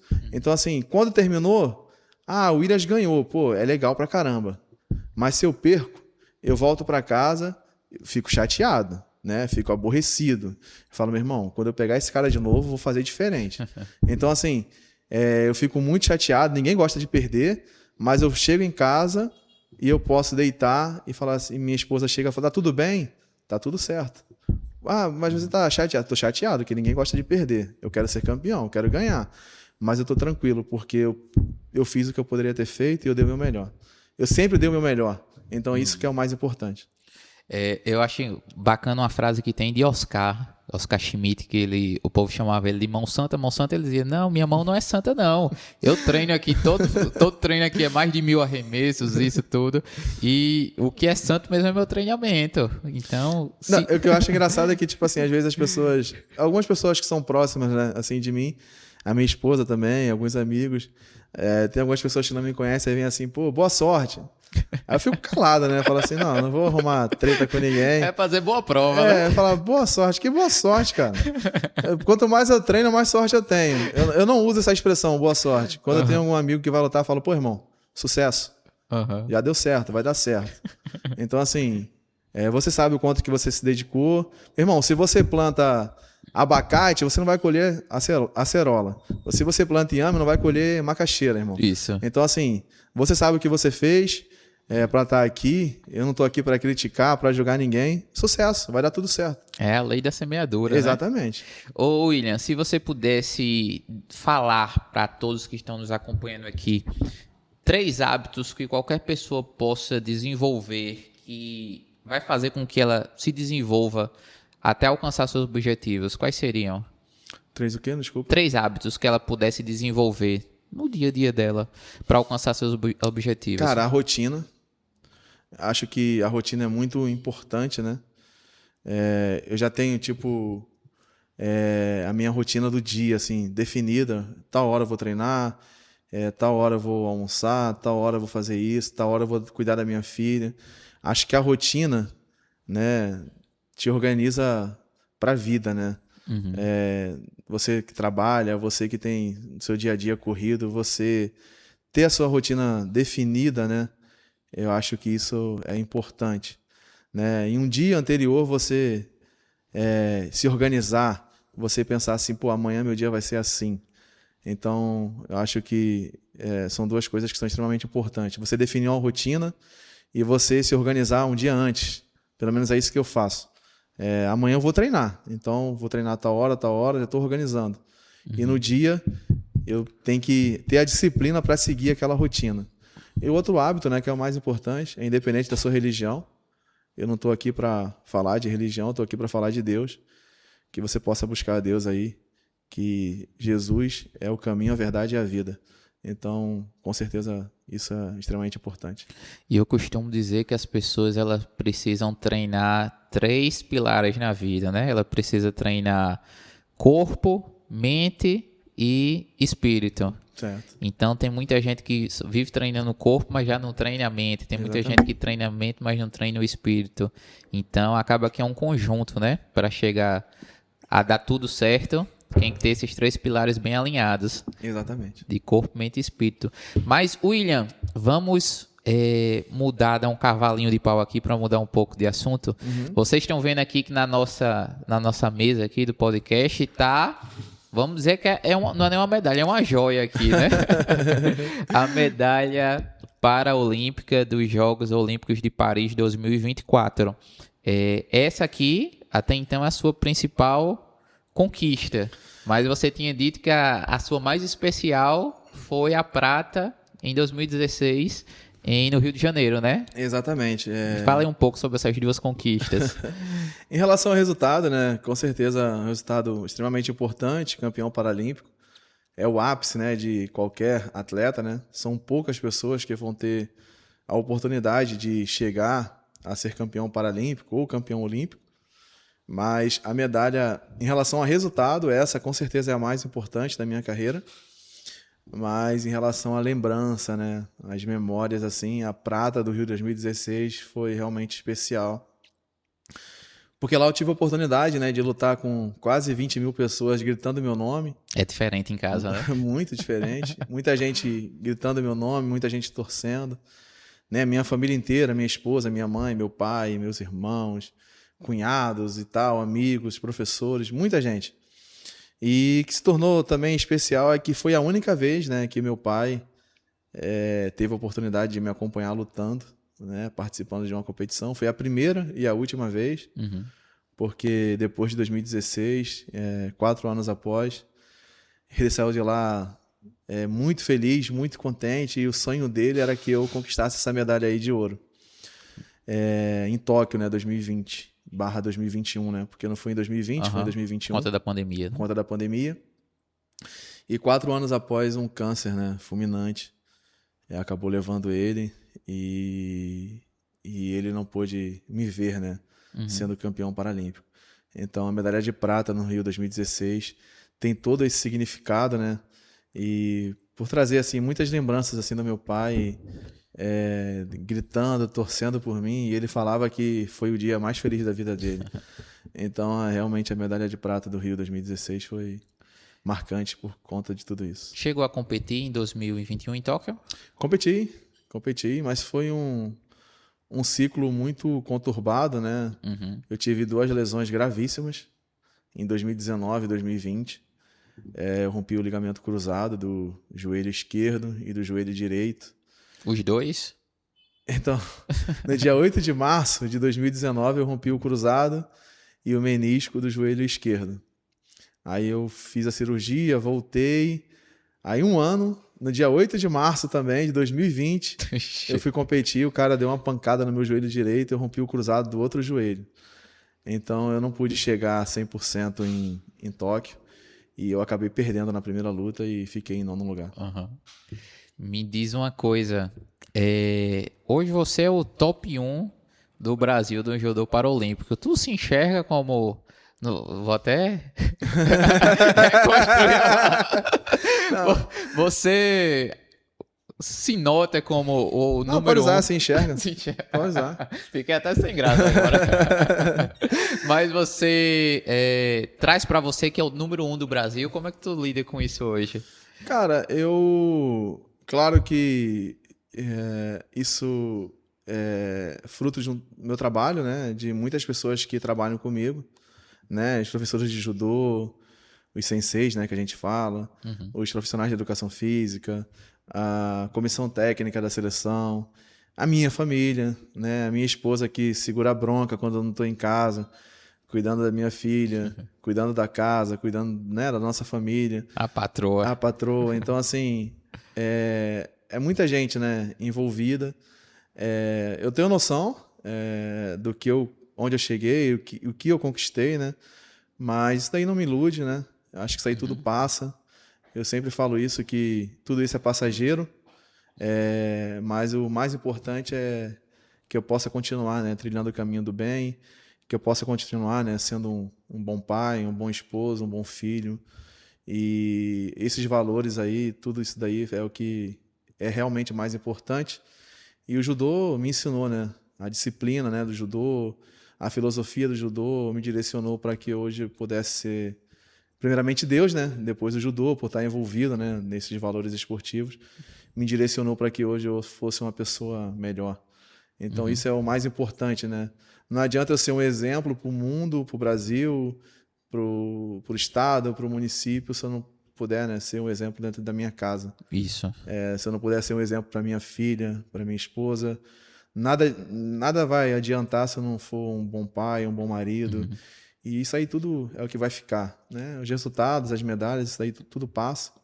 E que vai ficar são essas pessoas que são realmente mais importantes para mim. Eu tive altos e baixos, né, na minha carreira. Eu estava falando isso esses dias aí. Foi lá na seleção agora, que eu cheguei ontem de viagem. E as pessoas falam assim, pô, cara, eu falei para um amigo, né, a gente tem que valorizar as pessoas que estão do nosso lado, né? As pessoas que sonham com a gente, que abrem mão de tudo para estar com a gente, né? Através do nosso sonho. E a minha esposa foi uma pessoa incrível na minha vida, né? Ela pôde me dar o meu maior presente, que é a minha filha, que com certeza me emociona bastante, que é com certeza tudo de bom, né, dessa vida que ela pôde me dar, que Deus, né, usou ela para ser a mãe da minha filha. Mas eu tive 2 momentos da minha vida que eu quase parei, né, com o judô. E muita gente não acreditava que eu ia voltar, e eu voltei melhor, né, porque eu tive pessoas que acreditaram em mim, e a minha esposa estava do meu lado. Foram 2 cirurgias difíceis, cara. Quem opera o cruzado, na época, eram 6 meses sem fazer atividade de judô, só fazendo academia e fisioterapia. Hoje já aumentou o protocolo, são 10 meses. Né? E sofrido a E sofrido, cara. Pô, eu lembro que eu, na época de mau humor, porque eu tinha que botar gelo depois da cirurgia, né? Eu tinha que colocar gelo de 2 em 2 horas. Eu não conseguia dormir direito, aí daqui a pouco eu falava, vou botar agora não. Aí minha esposa chegava, amor, vamos botar o gelo. Aí eu respirava assim, falava, caramba, cara, não deixa eu dormir. E não sei o que. Ela, não, tem que botar o gelo. E ela é enfermeira, cara, tava do meu lado. E a minha casa, né, não era muito acessível, né? Era um triplex. E eu não podia subir escada. Eu com o joelho, né, imobilizado, da virilha até o tornozelo. Eu tinha que subir de sentado. Eu sentava de costas assim na escada, ia subindo degrau por degrau. E ela estava do meu lado, vamos lá, vai dar certo. E ela me levava para fisioterapia, ela dirigia para mim, ela cuidou de mim. Na primeira, aí depois falei, cara, tá maluco, quero passar por isso mais não. Aí veio a segunda e ela estava do meu lado ali. E quando tudo deu errado, né, que foi minha participação em Tóquio, que eu perdi na primeira luta, e eu cheguei em casa, ela, tô com você, o que você decidir, se você quiser parar, eu vou te apoiar, se você quiser continuar, eu vou te apoiar também, eu tô do teu lado. Então, assim, a gente tem que valorizar as pessoas que estão do nosso lado, né? E teve um momento que ficou difícil, quando eu voltei de Tóquio, né? Eu perdi alguns patrocinadores e tal, é rendimento, né? E a gente ia treinar de moto, e ela dirigia, porque ficou um pouco puxado aí de carro, e ela estava pilotando para mim, me levando e acreditando. E hoje a gente está colhendo, né, esses frutos. Isso foi em 2021, 2022. Aí em 2024 eu tive a oportunidade de ser campeão paralímpico. Então, aquele momento ali, né, que todo mundo fala, né, que quando eu joguei o adversário, eu imobilizei, e o árbitro deu ipom, eu sentei assim, botei a mão no rosto assim, comecei a chorar. E eu falei, cara, como tem... Eu entrei aqui para resolver sozinho, né, cara? Mas como tem pessoas assim por trás que fizeram com que eu chegasse naquele momento ali mais marcante da minha vida. Quando eu tô a medalha é assistindo, minha, mas a medalha tem o suor de muitas pessoas. Quando eu tô assistindo, eu tô em casa, no momento que tá subindo o hino na bandeira ali, eu me arrepio. É emocionante. E lá na hora, como é isso tudo? Iago, eu não acreditei, cara, assim, quando tipo assim, era um adversário difícil, né, esse moldável, na final da Paralimpíada. É um adversário que eu já tinha ganhado dele 3 vezes e eu tinha perdido uma em 2024. Eu viajei para a Geórgia e lá eu passei muito mal. Na verdade, toda vez que eu vou para a Geórgia eu passo muito mal. É o clima de lá, o ar de lá, eu fico resfriado, mal, muito mal. E saíram as chaves, né? E ele ficou de um lado, eu fiquei do outro. Na Geórgia, isso. O último campeonato antes da Paralimpíada. E pra tu ver, né, como a derrota foi importante pra mim. Eu tava mal, aí eu fiz a primeira luta com um holandês, eu acho. Aí ganhei bem. Aí na segunda luta eu peguei, acho que foi um cara do Cazaquistão. O nome dele é Utepov. Cara, ele entrou um golpe lá, eu tive a oportunidade de ganhar dele rápido, só que eu tava com febre, muito mal, eu não consegui ganhar assim fácil, mas ganhei dele. Mas ganhou. Aí fui pra final. Aí eu lembro que eu liguei pro meu técnico e falei, cara, eu não tô legal, eu tô mal. Ele falou, pô, tá na final, vai entregar, vai desistir? Eu falei, não, desistir eu não vou não. Eu posso estar aqui cadeirante, mas vou levantar e vou lá, eu vou lutar com esse cara. Ele falou, então vamos lá, eu acredito. Eu falei, vamos lá. Aí eu fui, lutei com ele e perdi. A primeira vez que eu perdi pra ele. Ele ficou muito feliz, muito contente, assim, e tal. Eu saí bem triste, né, porque eu tava mal fisicamente, tava doente. E todo mundo, caramba, o Williams perdeu pro Moldávia. Pô, não, você errou aqui, você errou isso, aquilo, outro. Só que nem todo mundo deu atenção que eu tava mal. Eu fiquei calado, né? Aí todo mundo falou, pô, você não pode perder pra ele assim na Paralimpíada. Eu falei, cara, tá tudo certo. Aí todo mundo, e o Moldávia? Igual o cubano. E o Moldávia? Eu calado. Cara, eu fiquei do dia 19 de maio até o dia 7 de setembro dormindo com esse cara na cabeça, meu irmão. E onde eu chegava, o pessoal, pô, perdeu pro Moldávia, eu calado. Tranquilo. Só escutando. Cara, e eu todo dia treinando. Eu falei, meu irmão, eu vou lutar com esse cara de novo. Eu vou ganhar desse cara. Eu continuei treinando. E quando chegou lá, na Paralimpíada, a primeira luta, né? Eu lutei com o Cazaquistão, esse que eu tinha lutado também na Geórgia, o Tepov, né? Ganhei dele, rápido. Foram 15, 20 segundos de luta. Aí na semifinal eu peguei um cara da Mongólia, ganhei também. Cara, eu sei que eu cheguei na final, não tinha lutado nem um minuto. Que eu tava tão preparado, assim, tão focado, assim, que são 4 minutos, né, de luta, cada luta. Só que se você joga de ippon com 2 segundos, 1 segundo, acabou a luta. Já acabou a luta. E eu tinha feito 2 lutas, e as 2 lutas não tinham durado 1 minuto. Uhum. Aí chegou na final, aí era eu e ele, né? Aí eu falei, caramba, eu o cara, meu irmão. Aí eu falei assim, meu irmão, hoje é o dia que eu posso ser lembrado pro resto da vida. E eu vim aqui preparado para isso. Aí quando eu fui entrar pra... Eu não gosto disso, né? De desrespeitar meu adversário, de ficar esnobando. Eu respeito demais os meus adversários. Pode ser quem for. Eu tenho isso, né? O judô me ensinou isso, mas infelizmente nem todo mundo tem esse pensamento. E quando chamaram para lutar, né, que a gente estava um do lado do outro, ele do meu lado, dançando, brincando, dando risada. E depois falaram para mim, né, que eu não gosto de saber disso antes. Que ele entrou tipo dançando assim, rebolando assim, não no tatame, mas quando chamaram até o tatame, ele brincando e tal. E tem uma parte da gravação, né, do Sport TV. Eu não sei se é a mãe dele, se é a esposa, eu não sei o que é, alguém da família que tá com a blusa dele assim. E tá todo mundo assim muito feliz assim. Aí quando eu ganho dele, a pessoa bota assim, Filma de novo. filma a cara da pessoa, aí ela bota a mão assim no rosto assim, tipo, caraca, que é isso? Então assim, eu sabia que era uma luta difícil, mas ele entrou muito confiante e eu tava tranquilo, né? Tanto é que minha esposa fala, pô, tu tava com a expressão bem serena. Quando eu vejo tu com a expressão serena assim, eu já fico mais tranquilo. Então eu entrei e foi uma luta bem difícil, que eu sabia que ele poderia ganhar de mim, eu também poderia ganhar dele, porque também é um atleta muito difícil, muito bom. Quer queira ou não, tá na final, Tá né? na final, né? E ele já me conhecia bastante, eu também já o conhecia. E eu comecei a lutar e teve uma hora que ele deu um mole. E quando ele deu esse mole, eu esperei. Quando ele levantou, cara, que eu joguei foi Vazari, né? Aí ele caiu metade das costas no chão. Aí o árbitro Vazari. Aí quando eu imobilizei, ele veio abraçar minha perna, com a perna dele. Porque se ele conseguisse abraçar, não estava valendo mais a imobilização, ia voltar em cima. Aí eu dei tipo um coice assim com ele, na perna dele assim, vai pra lá. Quando terminou assim, que o árbitro falou ippon, quando tava assim do meio pro final, que eu tava imobilizando, ele já começou a chorar assim embaixo de mim, que ele já sabia que tava perdendo, né? E eu ajudo ele a levantar, eu abraço ele, e quando terminou, né, que o árbitro deu a vitória, eu levanto ele, mostro ele pra plateia, porque ali foi só um dia ruim pra ele, né? E graças a Deus, né? E bom pra mim, mas realmente eu sento assim, eu choro, eu ponho a mão no rosto e eu lembro, cara, de tudo que eu passei. Ah, tu treinou 4 anos, 3? Não, eu treinei uma vida inteira por esse Passa um dia. filme na cabeça Passa um na hora filme, que tá subindo a bandeira passa. ali, tocando ainda.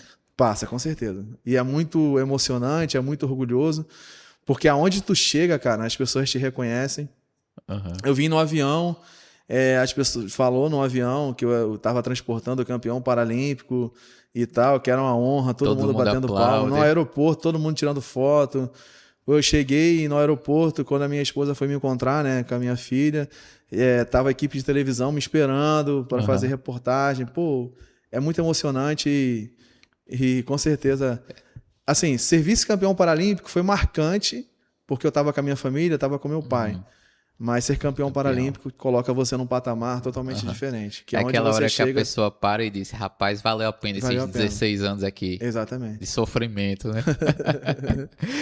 Williams, Naira já tá agoniada ali, porque já faz quase 2 horas que a gente tá aqui conversando no podcast e o tempo passa assim que a gente nem percebe, né? Passa voando.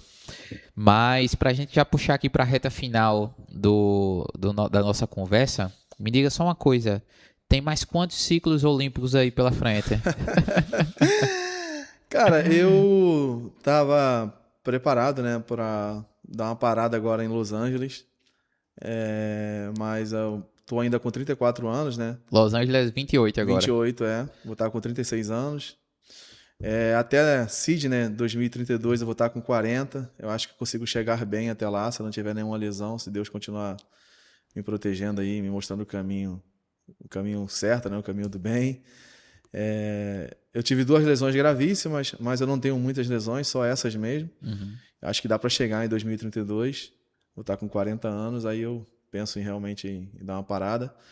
Porque hoje eu tenho uma coisa que me move muito, né? É que minha filha me veja lutando e sendo campeão paralímpico. E em 2028 ela já vai estar com 6 anos aproximadamente. E a gente vai fazer de tudo, né, para que ela esteja lá com a minha esposa na arquibancada lá nos Estados Unidos. E eu quero muito deixar essa lembrança na cabeça dela, né, de um dia que eu possa viver esse dia de novo, né, incrível, e que eu possa ser campeão com a minha esposa e com a minha filha lá na arquibancada, que vai ser muito importante para mim. E isso é o que mais hoje eu tenho esse sonho, né?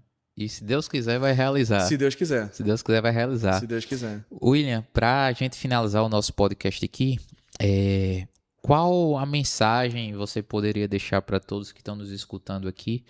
E qual legado também você espera, sonha e está construindo para deixar para todos que curtem seu trabalho, que curtem o esporte da nossa região aqui, do Brasil também, porque não do mundo também, que lhe acompanha? Cara, eu ainda tenho um sonho, né, de um dia poder, né, de devolver para o esporte um pouquinho do que ele me proporcionou, do que ele me deu. Eu não sei se vai ser possível um dia aí para frente, de repente. Eu tenho vontade de montar assim um tatame, um dojo, que é um lugar que é onde se pratica judô, né, que se chama dojo. O tatame só é tatame. A academia de judô se chama dojo, que é local do caminho.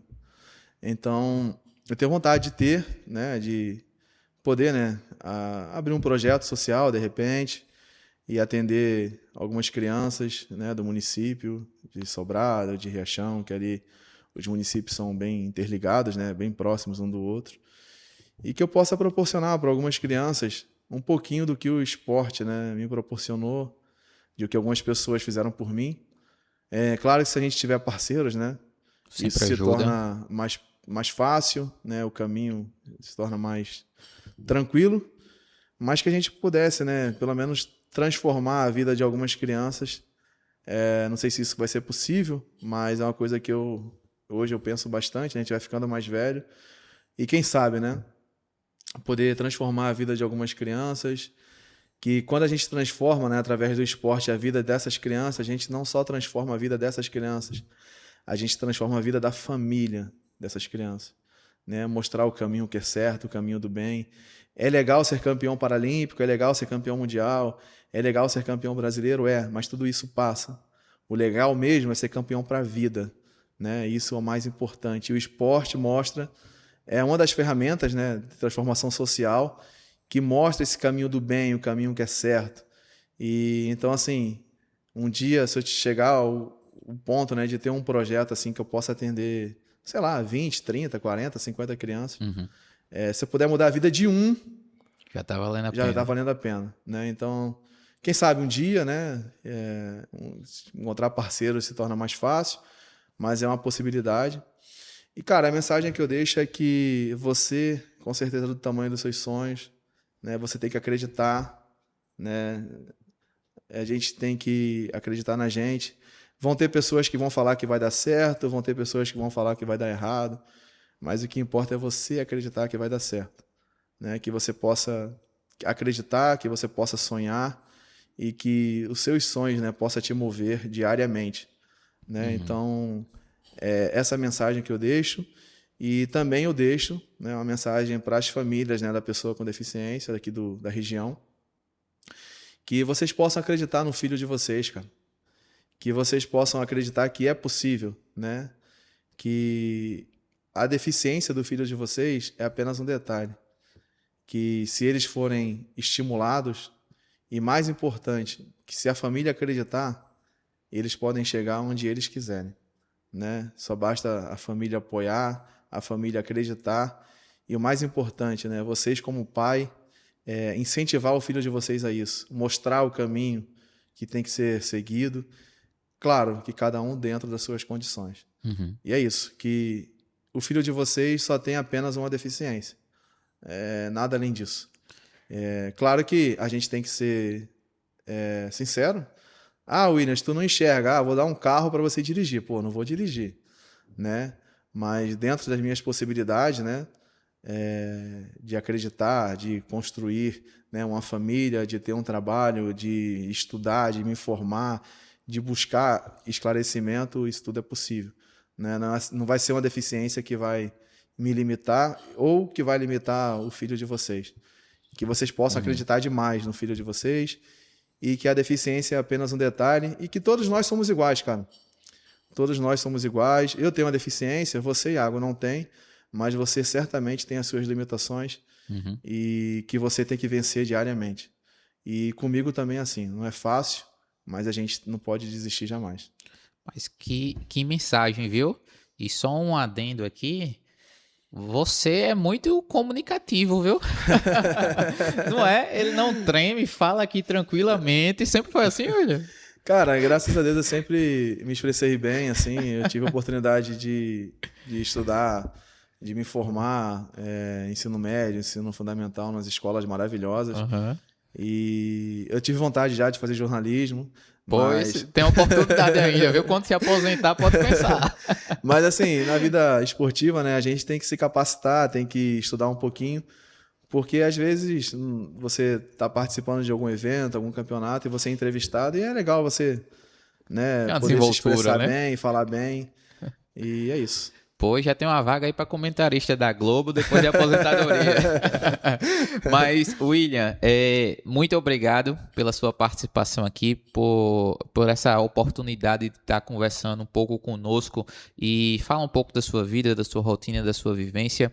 Eu tive a oportunidade de lhe conhecer lá em Riachão do Poço recentemente, acompanhar um pouquinho da sua história. E naquele dia eu já disse, caramba, a galera tem que conhecer um pouco mais disso daqui, porque de fato é uma história que é inspiradora, é uma história que pode motivar muitas pessoas. A nossa região aqui, principalmente, precisa conhecer muito mais essa sua história, porque muita gente nem sabe que tem um campeão paralímpico aqui na nossa região, e isso daí precisa cada vez reverberar mais.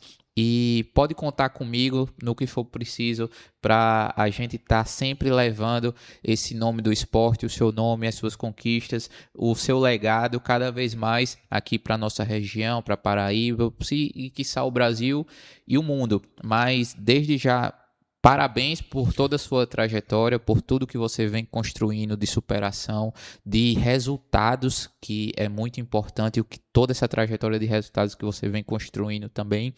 E a gente só tem a agradecer, tanto pela pessoa, conhecendo você, pela pessoa que você é, também pelo atleta que você está se tornando e está levando o Brasil cada vez mais longe. Então, muito obrigado mesmo. É uma satisfação ter um campeão paralímpico aqui, o número 1 do Brasil no nosso podcast, e que as portas do Atualiza Podcast estejam sempre abertas para você, viu? Obrigado a você, Iago, de verdade mesmo. E na verdade, só complementando um pouquinho do que você falou, né? Muitas pessoas não sabem nem que existem, né, as possibilidades para a pessoa com deficiência, né? Eu conheci um rapaz aqui, não vou falar o nome, né, para não expor, mas eu conheci um rapaz aqui em Sapé, um cadeirante, né? Eu fui comprar um cachorro, né, que eu tenho um canicurso, tenho 2.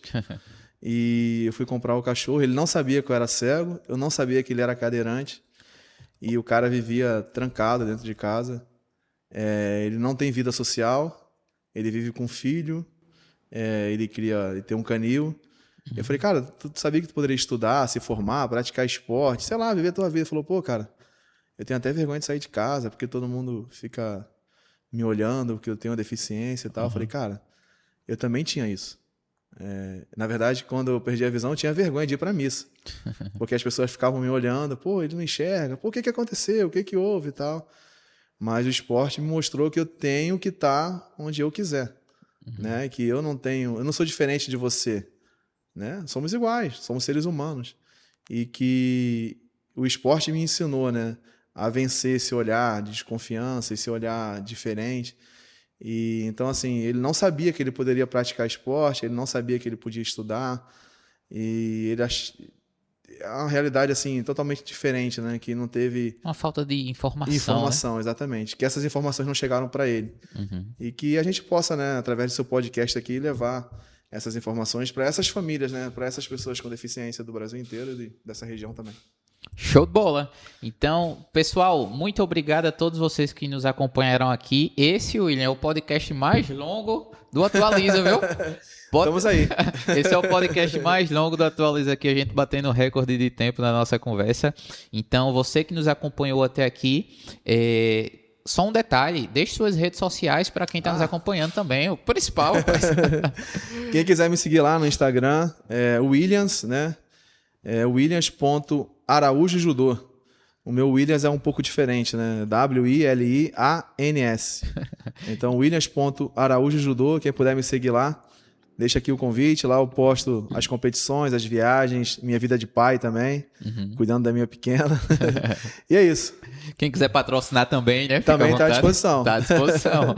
Então, pessoal, muito obrigado a todos vocês que nos acompanharam até aqui. Mandar um forte abraço para todo mundo que faz a Unidasnet, que está levando o nosso podcast até você com essa internet que é rápida demais, não cai e está a todo momento à sua disposição. Então, forte abraço a todos vocês da Unidasnet. Você que chegou até aqui, curta, compartilha, nos siga lá no nosso Instagram também, @atualizapodcast, que a gente vai estar postando os cortes, as fotos, os vídeos. Me siga também nas redes sociais, @Iago_Cavalcante, e estaremos aqui nos próximos dias também com mais conversas aqui com pessoas que são referências dentro do seu negócio, do seu dia a dia, como pessoas e como inspirações para todos vocês. Então, muito obrigado a todos vocês que nos acompanharam até aqui. Foi uma incrível conversa e até o próximo Atualiza Podcast. Fiquem todos com Deus, cheiro no coração e tchau, tchau.